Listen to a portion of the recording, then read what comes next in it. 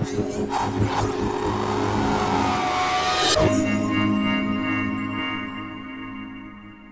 was put in mind, as you were lecturing, of a Frenchman called François Baude.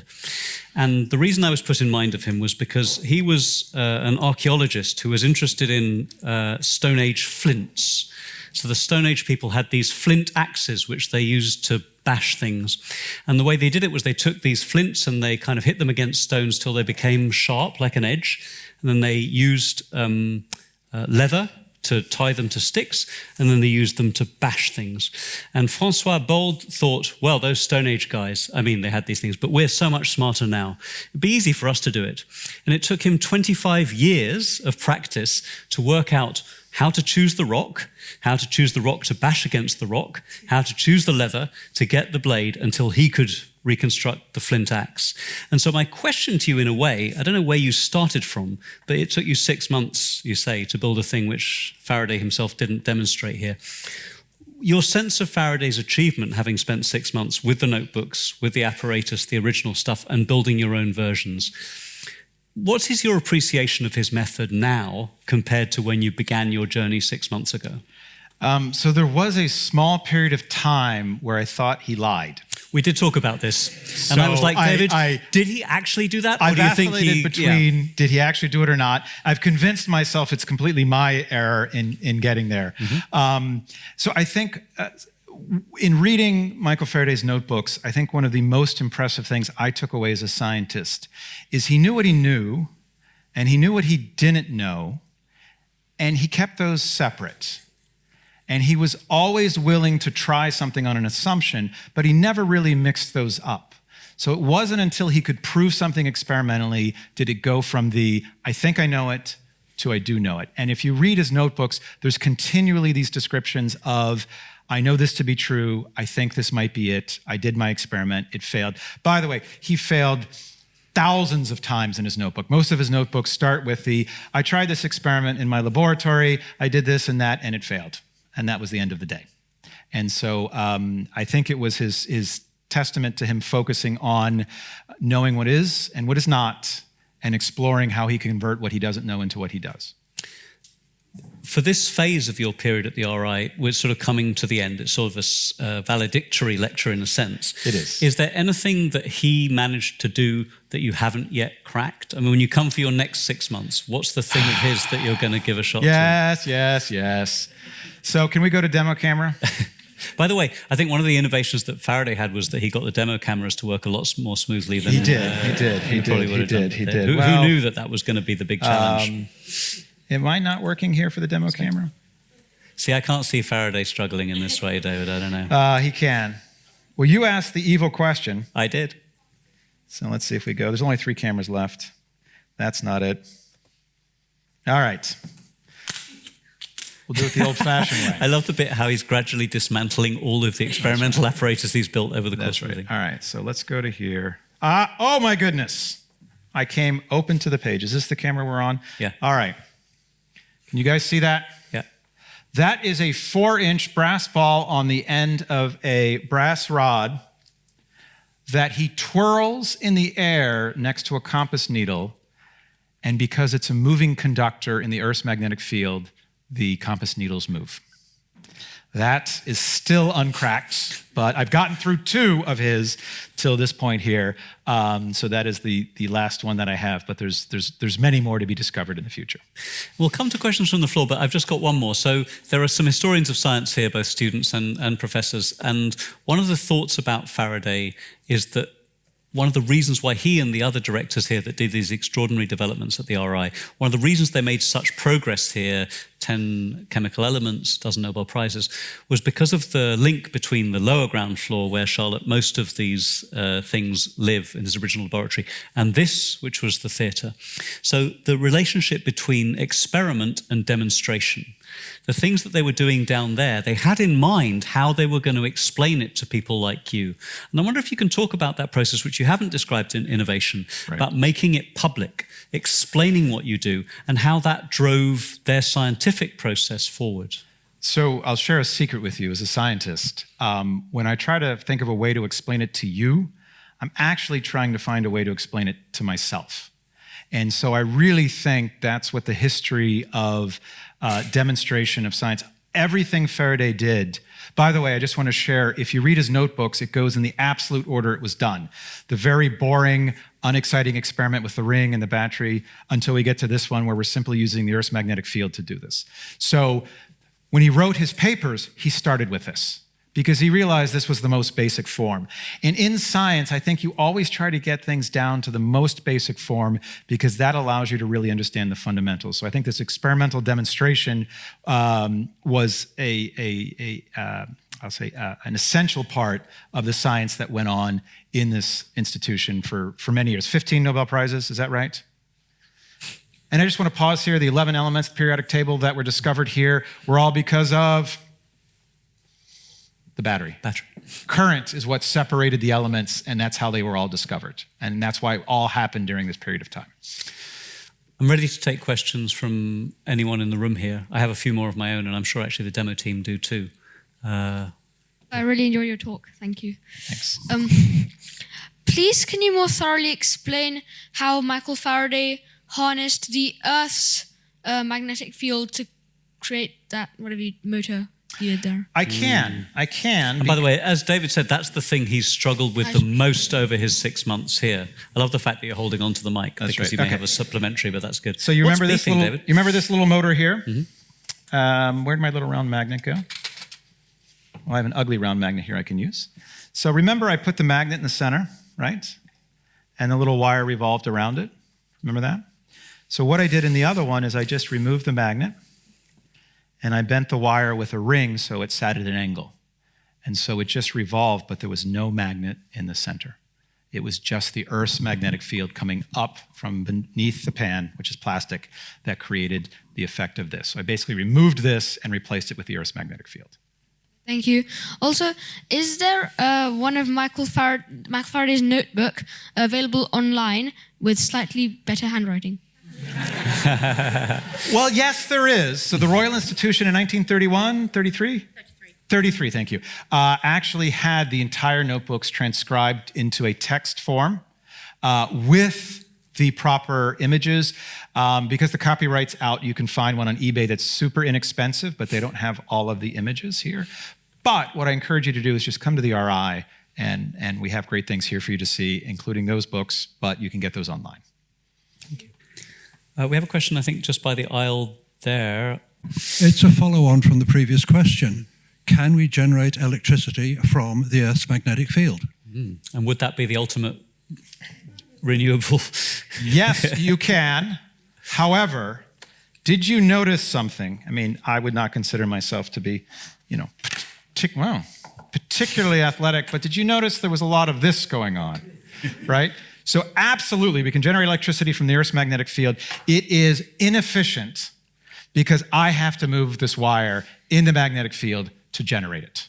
So that's why when we do a generator, for instance, in your Tesla car, the coil and the magnet are right next to one another so that they couple as strongly as possible. So you can do it, but you have to remember I had to use physical energy to generate that electricity. I think is that right? There's a question at the back there. Goran, you have to go up. Penultimate row. Keep going. Yeah, there you go. Out of all of Michael Faraday's experiments, which one did you find the most interesting? I found the ones where I did the motor and the wire went around the pole of the magnet was just, I read it, but then I saw it and it sort of transformed. It made me a believer. It was really like, oh, this dude, Michael, yes, he knows his stuff. Just hang on and you'll learn a lot. So I think that was one of mine. I agree with him. This experiment took me a couple months to do because, by the way, Michael Faraday did this with this galvanometer here that has 2,000 windings around it. I had to go to Amazon and buy a very expensive voltmeter to do that. By the way, the reason I do that is this is something you can do at home, whereas you probably don't have one of those at home. So I think those were the two that were probably the most exciting so far. I slightly want to press you on this, David, and there's a question in front of you that will come to one row down in a second. I know you went on a journey over your time here, right? So the process that he went through over that day was something that you discovered. Were you skeptical when you came as to the did you have to elaborate the steps over your time here that was different from what you expected when you came? So two things. One is I didn't know about the notebooks. Right. So when I came, I thought the notebooks would tell me everything. And then I learned that I wasn't smart enough to understand the notebooks, and it was going to take longer than I thought. And then I actually read The Discovery of the Electric Motor and thought it took a week. And I think it was a month before I went back over and over again, and it finally was like, oh, everything was done in the first day. So I think it's taken me a long time to understand both the period of what was going on, but then also to pay attention to every word and follow along carefully. Very good. I think, am I right, there's a gentleman with a spotted T-shirt. There you go. You said that the world's strongest magnetic field used to be the one in the Earth. Is it still that? No, that's great. At the time, if you were an experimentalist and you wanted a magnet, the Earth's magnetic field was a great asset. For instance, I knew before we did this exactly what direction north is anywhere in the building. It was experimentally the strongest one they had. Up until the invention of the electromagnet, everyone just used lodestones. And by the way, the word magnetism comes from Magnesia, which is an island off of Greece, I believe, which is where they found lodestones hundreds or thousands of years ago. So really, it was just a rock that happened to be magnetic, and it wasn't until the electromagnet. And the electromagnet now is by far, far, far much stronger than the Earth. Okay, thank you. Sure. I think we have a question just there. Yeah. Thank you. Just going off what you said near the end of your talk, do you think that the current education systems then stunt innovation? So we just had an innovation masterclass here at the RI this afternoon, and this is my answer. Education system trains us to be experts, and the experts are people that are trained to solve very hard problems using very known means to be very efficient. And the problem with today's education is I don't think we say, learn everything, study everything, do well, but there will come a time in your life when there's a problem you can't solve. And we don't teach people what to do when that happens. And that's where I think innovation needs to come into the education is when that happens, what do we do next? And that's really what I've dedicated much of my educational experience to, is trying to understand that and hopefully teach a little bit of that. We're going to go into the middle of that row there. Thank you much for your excellent presentation. So my question from industry view, then you spend so much time in studying this experiment and studying this notebook. Then what's the relationship between this study and your innovation center?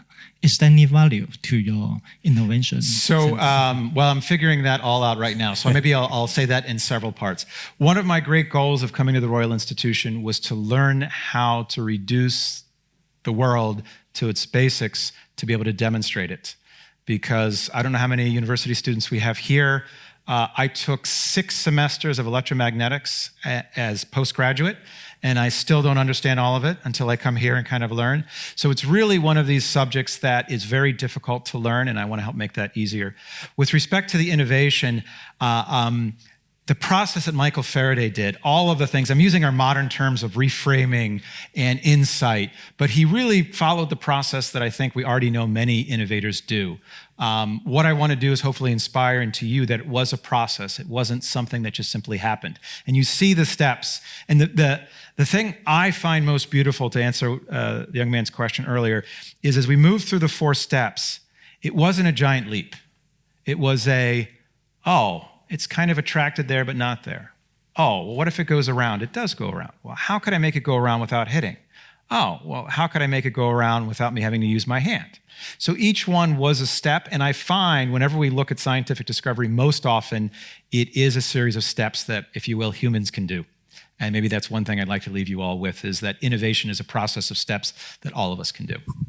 It's fair to say, though, isn't it, that Michael Faraday was reflecting on the process. So, I mean, the foundation of the Royal Institution, which preceded him, was applying science to the common purposes of man, or of life. Faraday himself, though, was reflecting on his own. I mean, he uses different terminology to that which you use today. So David has a very successful course at Harvard. Most of the major corporates use his stuff. But Faraday also was reflecting on his own process, wasn't he? He did. He was very reflective. I'm going to get the book wrong, Charlotte. Can you help me? He wrote a book on mental exercises. What was it called? Mental exercises? So here is a man who wrote a book on how to think more clearly in a way. So and when I talked about him knowing what he knows and what he doesn't know, it takes great discipline as a scientist to be able to do that, because you have to have a big enough ego to take the huge step out where nobody knows what's going to happen. And to do that and then stop and say, here's the limit of my knowledge, here's where the unknown starts. And to balance those two, I think, is really part of his process. And he spent a lot of time demonstrating to himself that he did understand. And you noticed when I took this, I moved it to the left and I moved it to the right. It cut one way or the other. Those are the type of experiments. The entire notebook goes as follows. I think I understand. I do this, it seems like it's right. But if I understand and I do this other thing, I should get a totally different result. And then I do that different thing and I get the totally different result. And then he says, now I understand. And that's kind of how he did that scaffolding as he went. And also has the word beautiful. We have time for a couple more questions. There's one there and then one here. So we'll go to the gentleman short sleeve and then we'll come. Oh yeah, no, you're right. Then we'll go there and then there. Yep. So. Thank you. The iron filings. Yes. I remember my physics lesson 53 years ago when they introduced the iron filings and the magnet. I don't know if the children still learn it today. Was that Faraday or was that one of his demonstrations, or was it from somewhere else? I was just going to show you the iron filings, but apparently it's not. So my understanding is that was what we would say a technique of the day. So Michael Faraday, clearly, his goal, I didn't show it in the notebook, his goal was to make science sensible. And in our terms, that would be visible. And so the iron filings, I think the way to think about it is, he wasn't maybe the first one to use iron filings, but he was the one that realized he could use iron filings to visualize the invisible magnetic field. And I would like to pause there. You've seen the filings that I put up on the camera here. I just found out today, after 6 months, 4 days, 17 hours, and 32 minutes, when you walk out of the theater here, you will see a beautiful blue carpet, and it is exactly that image. It is 2 circles. This is not a lie, 2 circles of iron filings around them. It's a custom-made carpet, so when you walk out, you'll see that print Charlotte everywhere. says it's the carpet on the stairs here as well. So there you go. It's the carpet on the stairs here too. At the back there. Yeah, thank you very much for the lecture. I'm going to try and ask a question that I don't know if it will make sense, but I'll give it a go. And to sort of try and tie in the focus of your talk, which has been innovation, but then also innovation in physics. Because we had Faraday and then Einstein who came along with his theories of relativity, and then quantum physics that came along. And it seems that in physics, that innovative spirit has sort of been stifled a bit in the face of some of the weird quantum effects that we see, and there's been a lack of. I was in your workshop this afternoon, and right. Borrowing tangential ideas from seemingly unrelated fields and applying them into current fields. That sort of spirit has left physics a bit with Copenhagenist approaches. So I think what has happened, maybe to answer that question, is we hear of Newton, we hear of Einstein, we hear of Faraday. There was a time when the number of people doing science was small, and great discoveries were done by individuals. I think what has happened more as the world has become, I'll say, united in communication and technology, we just have so many more scientists all working on it. What we lack is the individual person to do that. But the data shows, interestingly enough, if you haven't gotten the Nobel Prize by 26, now it doesn't mean you receive it at 26, but for the work you do at 26, you're not going to get the Nobel Prize. And the reason is almost all of the Nobel Prizes in physics have come from new insight, from fresh minds with a diverse view.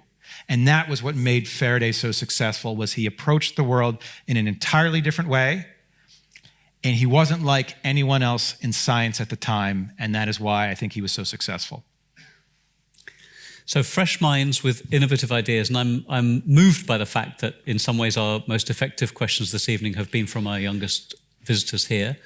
For those and their parents and carers that are here who aren't young members or are not planning to come to our summer workshops here, please do consider coming, because you'll be excited and engaged by the stuff that we're going in the building throughout the summer. And if you become a member, you can experience all of that and more at a discount, in some cases for free. Do consult the program, because we're experimenting with continuing with talks over the summer period, and we're returning to our discourses, which is the other innovation that Faraday introduced just under 200 years ago, along with the Christmas lectures, which we've resumed recently. So please do come along to those. There are two sets of thanks I'd like you to join me in giving this evening, and we'll come to our speaker in a moment. But to Mike, to Dan, to Isla, to Charlotte for the heritage stuff, and particularly to Thomas, please give a big round of applause for bringing all this stuff out to us.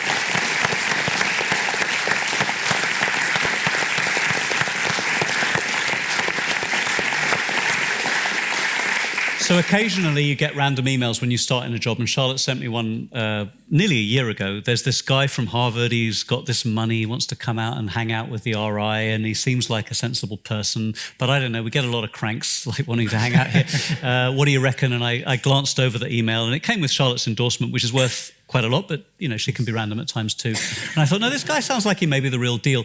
And he turned up. And I'm not going to embarrass David by listing the achievements and the innovations, lunches, sweatshirts, and general good humor and insight that he's brought to this. This evening, I think, has been a bit of a squeeze, right? You did the future of innovation, the present of innovation, 5 at times 4, then 5 again, then 4 again, right. Demo cams, probably the largest collection of equipment from the Faraday laboratory that we've ever permitted onto the desk at one time, concentrated sulfuric acid, but also, I think, an extraordinary recreation, more than a recapitulation, a reinvigoration, reanimation of Faraday's innovative process for you this evening. This has literally never been done before, and the insights that David has reached into that brief period of, I guess, genius that gave rise to a device, the electric motor, which is with all of us at all times, has escaped the solar system on Voyager 2 and is present in all of our lives. I think we've been granted an extraordinary insight. This is the first period of residence of David Ricketts in our institution, and I'd like you to join me in thanking him very much for coming.